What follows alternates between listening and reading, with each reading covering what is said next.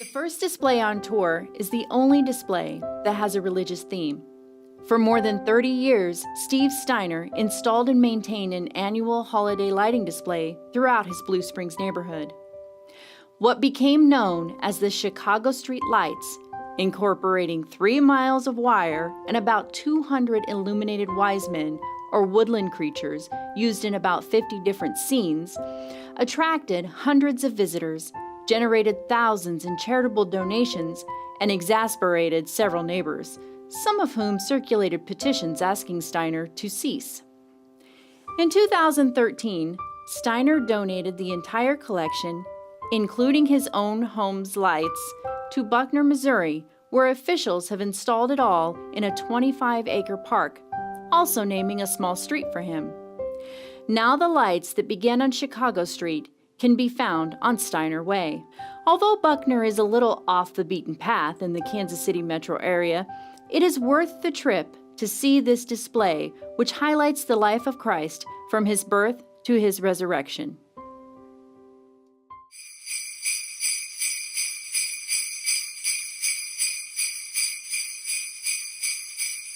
Nestled in the small suburb of Prairie Village, Kansas, is one of the oldest neighborhood displays in the Kansas City metro area.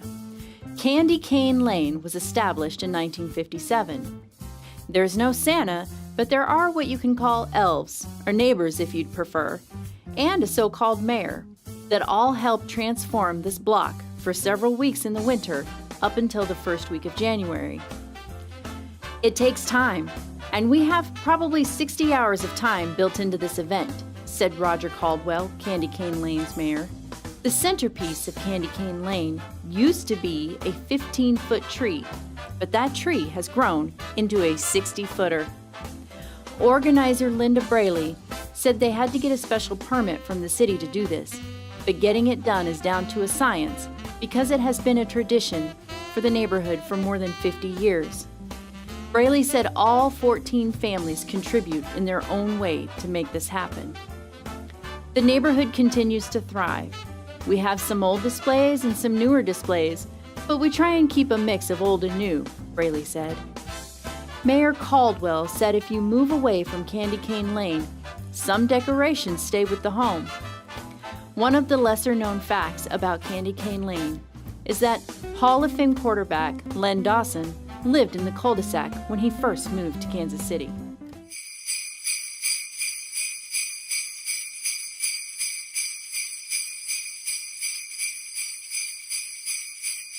One of the newest displays in the area sits at the Deanna Rose farmstead located in southern Overland Park, Kansas.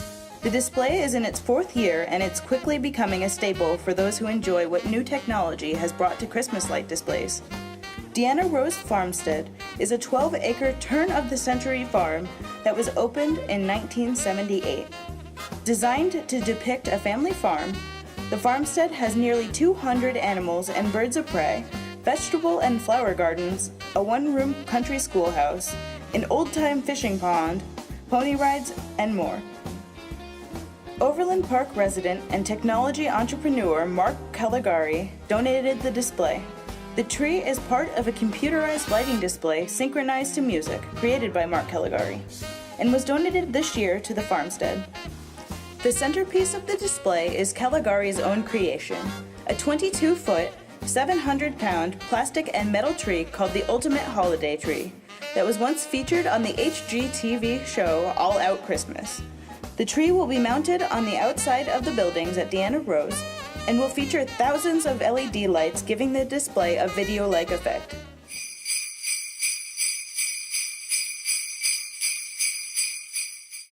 Located in Olathe, Kansas, Paulies Penguin Playground uses the theory of just how much Christmas you can cram into one small area. Paul Craig and family have been hosting Paulies Penguin Playground for 8 seasons, each year adding more elements of holiday decor, including the signature penguins. It is estimated the collection includes 150 or more lighted figures in a variety of configurations, entirely filling the front yard of the Craig home. Some say it is the single largest private display in all of Johnson County if not the entire Kansas City area. The Craig family Christmas display started off in 2004 with 15 penguins and a few Christmas lights, but has grown to nearly 150 lighted figures, which fill most of his yard at Merlin Road and Indian Creek Parkway. In 2007, it took a crew 6 days to set up the Christmas display. Many of the figures move, some play music, and there are even penguin videos playing on the roof. Visiting the Penguin Playground is free, though you may leave a contribution to benefit the Leukemia and Lymphoma Society.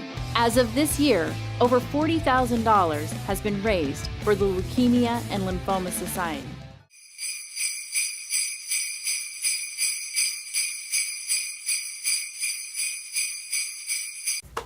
The streets of the Zona Rosa shopping center this holiday season may be too busy to look up and appreciate their connection to Kansas City's past, but some people do. Those are usually the folks who have lived in Kansas City for the past 40 years or so, the ones who remember the big crowns that helped ring in the holidays in downtown Kansas City throughout the 1960s and 70s. Hoot Man remembers them. It was his family's company, Maneco, in Independence, that created not only the Zona Rosa crowns, but the original 9 crowns commissioned by the Downtown Merchants Association to help celebrate the holidays in a city where crowns shine throughout the year. Each of the crowns weighed in at 2,000 pounds, an even ton. They were 12 feet tall and 15 feet in diameter, made from solid steel and painted with reflective white paint. Each crown had 12 points or spires. KCP and L installed an electrical transformer for each crown to power the rotating yellow, red, and blue lights. As planning began for holiday celebrations at the new Zona Rosa shopping center in 2005, someone remembered the beautiful crowns of downtown Kansas City. They contacted Hoot Man, who still has his father's original prototype in storage in Independence.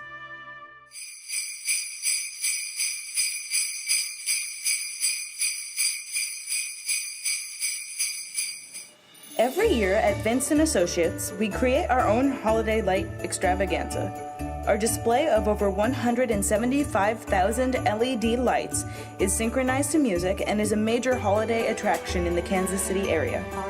Started by Dr. Brad Vince, the holiday lights display takes 3 men about 3 weeks to install and synchronize. The display is synchronized to its own FM station, 96.9, which is only able to be heard for a 1-block radius around the display. Although this display is set on one of the busiest streets in Overland Park, Vincent Associates has partnered with Emmanuel Baptist Church across the street to allow patrons to view the display from their parking lot, which is set high atop a hill and provides a perfect sight to view the lights. Vincent Associates participates in Lights for Charity. They encourage donations to aid Children's Mercy and Make-A-Wish Missouri. This display has quickly become a must-see during the Christmas season and brings patrons from all over the area to view and enjoy this tremendous display.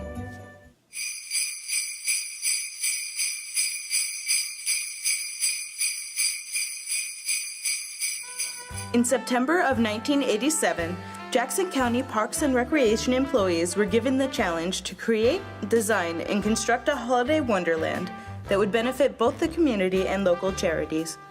Longview Lake Campground was chosen as the event site, and park personnel began working fervently to have the project completed by November 26th. In less than 3 months, the employees had designed a lighted display that had exceeded all expectation. Christmas in the Park opened with a line of cars that stretched as far as the eye could see.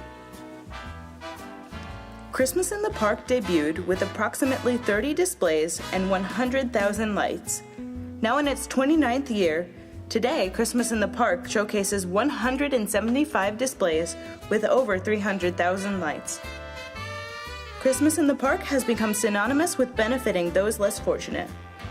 While there is no charge for this drive-through event, donations are accepted, with a portion of the proceeds being divided among 37 local charities this year and Kansas City's fallen firefighters.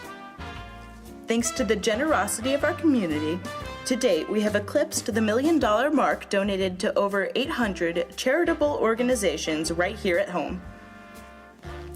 Christmas in the Park has become one of the most popular holiday displays. not only in Jackson County, but throughout the region.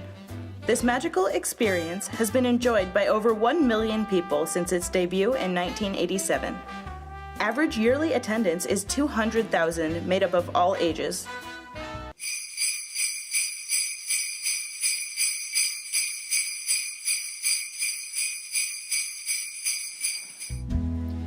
In 1925, a single strand of lights started the tradition of the Plaza Lights, a celebration for more than 3/4 of a century that has grown into a world-famous event. Word of mouth about the plaza quickly spread throughout the city and the region, enticing early tourists to what is today Kansas City's most cherished destination. Putting up the lights is no small task.